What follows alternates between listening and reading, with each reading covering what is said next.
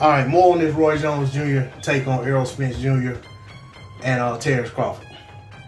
Okay, I hear people acting as if they're confused about certain things, but I feel like they're saying they're confused about something that's not very confusing at all. It's all about perspective. Okay? To Roy Jones Jr., he appears to see Terrence Crawford's win over Errol Spence Jr. Terrence Crawford's win over Kell Brook as a better win than Errol Spence Jr.'s win over Kell Brook. Let me state why that could be the case. And it's all about perspective. To some people, if you take a guy, if you take the names out of it, if you take a fighter and say he was coming down from 160 with a 9-month layoff to recover, but no activity from a facial operation and a broken orbital bone and a knockout loss, and he went into a fight and got beat.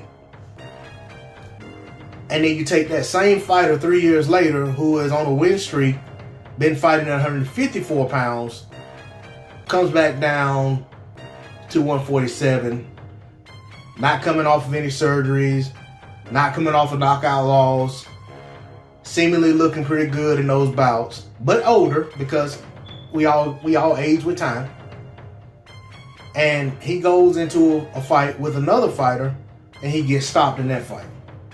To some people, it makes all the sense in the world that the guy who stopped him off of a win streak, only coming down from 154 pounds, will say that that guy fought a better version of the fighter because he wasn't coming off surgery.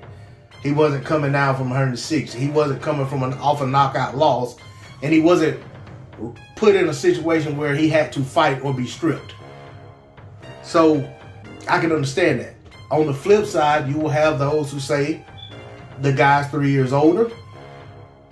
The guy hadn't fought at welterweight in many years, and the level of competition that he had been beating isn't the same level of competition that he was beating before he suffered the first knockout loss at 160.